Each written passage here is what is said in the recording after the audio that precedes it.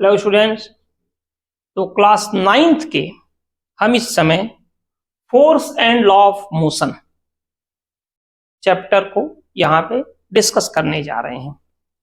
थोड़ा सा लेट हो गया मोशन चैप्टर के बाद इसको अपलोड करने में, और लेट हो भी जाता है। मैंने बताया था कि 9, 10, 11, 12 4 क्लास एच एकेडमिक सेक्शन का आपका है, उसके बाद जेई और नीट भी मुझे को करना पड़ता है, तो थोड़ा सा उसमें टाइम ज्यादा होता है। और अभी चैनल बिल्कुल नया है, तो इस वजह से धीरे धीरे कंटेंट आ रहे हैं, वैसे आ जाएंगे और होपफुली जल्दी आ जाएंगे सारी चीजें। ठीक है, तो बिना डिले करते हुए हम इस चैप्टर को स्टार्ट करते हैं। ठीक है, इसमें सबसे पहले बात आ रही है फोर्स की।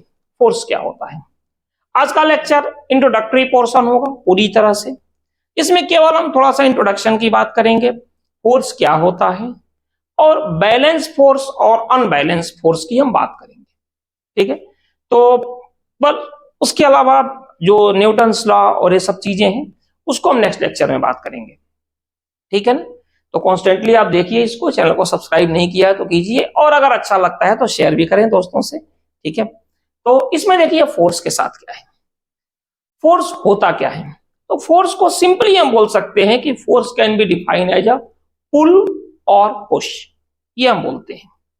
ठीक है, और भी डेफिनेशन है कि फोर्स एक पुल या पुश होता है जो किसी भी बॉडी की पोजीशन या शेप साइज को चेंज करने की कोशिश करता है।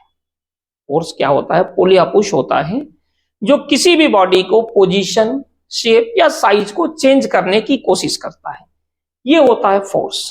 ठीक है, या एक और कहते हैं कि फोर्स हमारे पास एक ऐसा प्रोसेस है, हालांकि इसको थोड़ा सा कम लोग एक्सेप्ट करते हैं, बट कुछ बुक्स ने ये भी यूज किया है कि फोर्स एक ऐसा सिस्टम है जो मतलब प्रोसेस है जो एक सिस्टम से दूसरे सिस्टम पे अप्लाई होता है। ठीक है, फोर्स पुल या पुश होता है, कई बुक्स में भी है, जो एक सिस्टम से दूसरे सिस्टम पर अप्लाई होता है, ये भी फोर्स की डेफिनेशन है। ठीक है, तो चलिए पहले हम बात करते हैं फोर्स के पुल और पुश की, कि क्या कंडीशन होती है, कैसे करते हैं। जैसे मान लीजिए फॉर एग्जांपल ये मार्कर यहां कहीं रखा है, तो हमें उसको उठाना है, फोर्स तो लगाना पड़ेगा, लगाना पड़ेगा श्योर, उसके बिना तो उठेगा नहीं। ऐसे ही मान लीजिए कि 5 केजी का वेट कहीं रख दिया गया है, अब उस 5 केजी को हमें उठाना है, और पता चला कोई 2 साल का बच्चा उसको उठाना है, वो तो नहीं उठा पाता। क्यों? क्योंकि उसको उठाने के लिए जो फोर्स चाहिए उसके पास उतना फोर्स नहीं है, अप्लाई नहीं कर पा रहा है उसको। ठीक है, तो ये सबके लिए अलग अलग होता है। मींस जितना ज्यादा मास होगा उसको लिफ्ट करने के लिए उतना ज्यादा हमें फोर्स अप्लाई करना पड़ेगा, या जैसी रिक्वायरमेंट होती है उसके अकॉर्डिंग हम फोर्स का यूज करते हैं, ये मतलब होता है फोर्स का। अब देखिए, लेकिन अब जैसे मान लीजिए 5 केजी का वेट हो, और इस 5 केजी के वेट को पोजीशन से चेंज करना है, हम भी कोशिश कर रहे हैं, और मैंने कहा जो 1.5 साल का लड़का है वो भी कोशिश कर रहा है, लेकिन हमने जब कोशिश किया तो डिस्प्लेस हो गया, और उस लड़के ने कोशिश किया तो डिस्प्लेस नहीं हुआ, तो क्या उसने फोर्स नहीं लगाया? बिल्कुल लगाया। अभी हम बात करें फोर्स क्या हो सकता है, पुश हो सकता है, पुल हो सकता है। मान लो इसी को किसी हमने स्ट्रिंग से बांध दिया और फिर यहां से पुल कर रहे हैं हम, तो पुल हो गया। इसी को मान लीजिए कि कोई आदमी अगर यहां पे है और ये इसको पुश कर रहा है, तो पुश हो गया। दोनों चीजें हो सकती हैं। अब इसकी कोशिश क्या होगी, चाहे पुश की बात करें या पुल की बात करें, इनकी कोशिश ये होगी कि ये अपनी पोजीशन को चेंज कर दे, जैसा कि फोर्स का नेचर होता है कि पुश या पुल होता है जो कोशिश करता है कि किसी बॉडी की पोजीशन को चेंज कर दे, या चेंज करने की कोशिश करता है। चेंज करता भी है, तो जब कोशिश करेंगे तभी तो कुछ होगा, बिना कोशिश के तो कुछ होगा नहीं।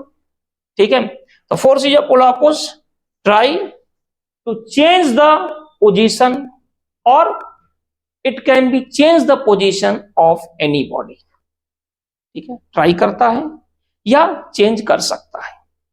ठीक है, अब बात यह आती है कि कब चेंज होता है, कब नहीं चेंज होता है। तो मान लीजिए फॉर एग्जांपल 5 केजी बॉडी को उठाना नहीं है, हमें केवल इसको स्लाइड कर देना है, एक फ्रिक्शन पार्ट आएगा, फिर हम उसमें फ्रिक्शन पर डिस्कस करेंगे। अभी फिलहाल हम ये बता रहे हैं कि इसको स्लाइड होने से जो रोकता है, आपने नाम सुना होगा क्या? फ्रिक्शन फोर्स होता है जो दो सरफेस के बीच में लगता है, और इसके बिना काम नहीं चलने वाला। तो मान लीजिए किसी टेबल पे 5 kg का वेट रखा है, इसको उठाने के लिए तो हमें m×g फोर्स लगाना पड़ेगा, उसको छोड़ दो, केवल स्लाइड करना है। स्लाइड करने में तो कम फोर्स लगाना पड़ेगा, लेकिन कुछ ना कुछ लगाना पड़ेगा। तो जितना फ्रिक्शन फोर्स है टेबल और इस 5 kg के बीच में मास के, अगर इतना फोर्स हम लगाएंगे तो क्या हो जाएगा? स्लाइड हो जाएगा। और अगर इससे कम फोर्स लगाएंगे तो स्लाइड नहीं होगा। ये स्थिति आ गई। तभी हम कहते हैं कि फोर्स क्या कर सकता है? पोजीशन को चेंज कर सकता है या चेंज करने की कोशिश करता है। ये हो गई कंडीशन। अब फोर्स में एक और चीज आती है जिसको बोलते हैं डिफॉर्मिंग फोर्स। अब आप कहोगे डिफॉर्मिंग फोर्स क्या है? तो डिफॉर्मिंग फोर्स कहीं हवा में उड़ के नहीं आता। डिफॉर्मिंग फोर्स की खासियत क्या है कि जैसे मान लीजिए कि हमने क्या किया, किसी भी बॉडी पर, कोई भी बॉडी पर फोर्स लगाया। अब इसको समझिएगा, डिफॉर्मिंग फोर्स और इसमें क्या डिफरेंस है? कुछ अलग नहीं है। चीजें कैसे चेंज हो जाती है, हम इसकी बात कर रहे हैं। आपने किसी बॉडी पे फोर्स लगाया, ठीक है। अब जब आपने फोर्स लगाया तो क्या हुआ? फोर्स ने कोशिश किया कि बॉडी की पोजीशन को चेंज कर दें। कर दिया, वेल एंड गुड, कोई दिक्कत नहीं। लेकिन अगर वह नहीं कर पाया तो फिर वो डिफॉर्मिंग बन जाता है। अगर वह नहीं कर पाया तो डिफॉर्मिंग बन जाता है, मींस शेप और साइज को चेंज करने की कोशिश करता है। जैसे इस मार्कर को हमने फिक्स कर दिया, ऐसे ये मार्कर है, इसको हमने यहां पे फिक्स कर दिया। अब इस पर फोर्स लगा रहे हैं। इस मार्कर को फिक्स कर दिया, इस पर फोर्स लगा रहे हैं। तो फोर्स हमने लगाया लेकिन कोई चेंजिंग नहीं हुई, इसमें कोई चेंजिंग नहीं हुई, कहीं से भी कोई चेंजिंग नहीं हुई। फिर अब फोर्स क्या करेगा? चल यार, चेंज नहीं हुआ, इस पर फोर्स लगा रहे हैं तो इसके मार्कर के साइज शेप को ही चेंज कर दे। तो क्या बन गया? डिफॉर्मिंग। जैसे आपने वो देखा होगा, एक ऐड आता है खली का, उसमें कार क्या हो रही है कि किसी गड्ढे में फंस गई, तो खली उसको पुश करके निकाल रहे हैं बाहर। कार तो निकल जा रही है, लेकिन खली के हाथ कार की बॉडी पे आ गए पूरे, कार पीछे से पिचक गई। ठीक है, तो पिचक क्यों गई? क्योंकि खली का जो डिफॉर्मिंग फोर्स है, शेप और साइज को डिफॉर्मिंग फोर्स ही चेंज करता है। तो मान लीजिए कि पता चला कि एक ऐसे लोहे का पत्थर है, मतलब ऐसे इसी टाइप का लगा दिया आपने, शीट पतली सी, और उसको आपने ऐसे धक्का दिया कि यार ये क्या करे, हट जाए। नहीं हटा, आपने और धक्का दिया, वो मुड़ गया। तो फोर्स का पहला काम क्या था? उसकी पोजीशन को चेंज कर दें। अच्छा, पोजीशन चेंज नहीं कर पाया तो फिर क्या बन गया? वो डिफॉर्मिंग। अब वो कहेगा शेप और साइज चेंज करो, तो फिर उसको आपने मोड़ दिया। यही है, जैसे यहां से आपने एक रॉड को रख दिया, आपने यहां से फोर्स लगाया, ये यहां से नहीं निकला, लेकिन आप फोर्स लगातार निकालते रहे तो ये ऐसे बन गया, यानी इसका शेप क्या हो गया? चेंज हो गया। एक और एग्जांपल है, जैसे आपसे किसी से लड़ाई हो जाए, किसी से भी आपकी लड़ाई हो जाए, तो आपने उसको धक्का दिया, अबे हट, धक्का दिया, वो आदमी ऐसे खड़ा रहा। अब वो अकेले हैं, आप लोग 5-6 लोग हो, तो आपने कहा यार ऐसे तो गिरेगा नहीं, चलो इसी पर मारते हैं। यानी पहले आपने धक्का दिया, फोर्स से उसकी पोजीशन चेंज करने की कोशिश की, नहीं हुआ, फिर आप मारने लगे, मतलब डिफॉर्मिंग बन गए आप। मैं उसके शेप और साइज, चेहरे का नक्शा बिगाड़ दूं। ये होता है फोर्स एंड डिफॉर्मिंग फोर्स। ठीक है, अब इसमें एक दो चीजें छोटी छोटी आती हैं, फिर हम न्यूटन्स पे आएंगे। सबसे पहले इसमें आता है बैलेंस फोर्स। इसमें हम बात करेंगे बैलेंस फोर्स।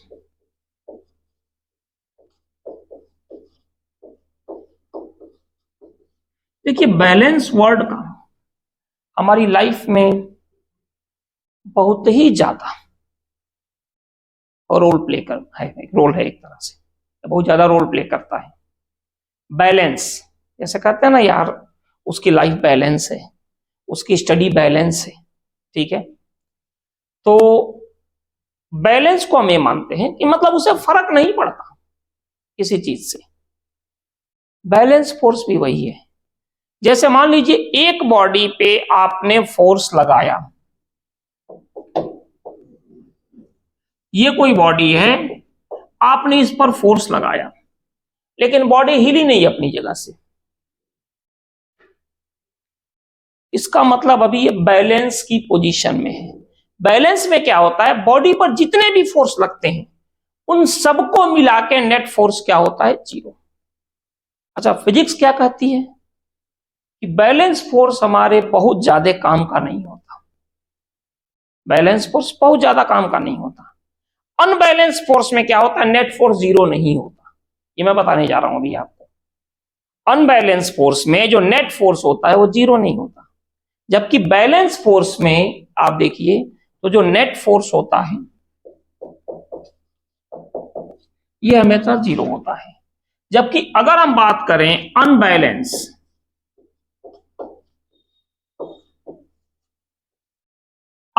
फोर्स की, तो इस पर जो नेट फोर्स होता है वो कभी भी जीरो नहीं हो सकता। अच्छा, इसमें नेट फोर्स जीरो होता है, इसीलिए वर्क डन हमेशा इसमें क्या होता है, जीरो। ये आगे हम डिस्कस करेंगे। जबकि अनबैलेंस फोर्स में नेट फोर्स जीरो नहीं होता, इसीलिए इनका वर्क डन भी जीरो नहीं होता। मतलब साफ है कि अगर हमें कोई भी काम करना है, कोई भी काम करना चाह रहे हैं, तो हमें अनबैलेंस फोर्स की जरूरत पड़ती है। जैसे कहते हैं उसकी बैलेंस स्टडी है, सब कुछ है, टाइम से फिजिक्स भी पढ़ता है, chemistry, math, bio, English, Hindi, जो कुछ भी है, तो बहुत अच्छी बात है यार, बैलेंस स्टडी होनी चाहिए। लेकिन एक ही चीज हर जगह काम नहीं आती। फिजिक्स कहती है कि भाई देखिए, अगर आप बैलेंस के भरोसे हो तो बहुत ज्यादा कुछ नहीं होने वाला। साइंटिस्ट अगर वो सोचेंगे कि यार बिल्कुल जो तमाम तरह के आपके पास रिजल्ट आए हैं, एक्सपेरिमेंट के बाद साइंटिस्ट ने इतने सारे एक्सपेरिमेंट किए हैं और रिजल्ट जो आपके पास आया है, आप बताइए अगर वो भी बैलेंस के बारे में सोचते तो होता। भाई सुबह उठेंगे 8 बजे, चलो यार अब चाय नाश्ता करते हैं, 10 बज गया, हाँ चलो यार चलो चलते हैं लैब गए, बिल्कुल फिक्स 2 घंटे एक्सपेरिमेंट किए, चलो भाई बैग पैक करो चलो घर, फिर नाश्ता पान लंच वगैरह लिए सब कुछ, फिर आए 1 घंटे अपना किया। फिर क्या आप बताइए कुछ भी जो भी आज की डेट में रिजल्ट हमारे पास निकला है, निकल पाता? कभी नहीं निकल पाता। तो ऐसा नहीं है कि बैलेंस आप सोच रहे हो तो बैलेंस से कुछ होने वाला नहीं है। हाँ, होना चाहिए बैलेंस, लेकिन हर जगह ये काम नहीं आता, बैलेंस फोर्स बिल्कुल नहीं आता, ठीक है। तो फिर हम यही कहते हैं कि जो बैलेंस फोर्स है इस पर नेट फोर्स जीरो होता है, लेकिन इससे नेट वर्क डन हमेशा जीरो आता है। मींस डेली लाइफ में भी अगर सब कुछ चीजें बैलेंस है तो आप समाज के लिए बहुत ज्यादा कुछ नहीं कर पाते हैं, ठीक है। मैंने एग्जांपल दिया साइंटिस्ट का, वो तो बस लगे पड़े हैं, खाना खाने का टाइम नहीं है, देखते हैं बड़े बड़े बाल आ जाते हैं, लोग कहते हैं स्टाइल नहीं, उनके पास टाइम ही नहीं है बाल और दाढ़ी के बारे में सोचने की, लगे रहते हैं लगातार। अनबैलेंस, बैलेंस के चक्कर में नहीं पड़ते, तो वर्क डन जीरो नहीं होता, रिजल्ट मिलता है हमें, ठीक है। अब थोड़ा सा हम आपको बता रहे हैं बैलेंस अनबैलेंस का मतलब क्या है। जैसे मान लीजिए कि ये एक बॉडी है, इसको बिल्कुल स्मूथ सरफेस पर रख दिया गया। जैसे किसी शोरूम में आप जाते हो ना, तो खूब बढ़िया टाइल्स वगैरह लगे होते हैं, स्मूथ लगता है, थोड़ा सा इधर उधर हो तो गिरने में टाइम नहीं लगता और गिरते हुए दिख भी जाते हैं लोग, ठीक है। उससे भी स्मूथ पर रख दिया इसको, लेकिन इस पर इधर से हमने फोर्स लगाया 50 न्यूटन और इधर से फोर्स लगाया 50 न्यूटन। ये बताइए डिस्प्लेस होगा? नहीं होगा।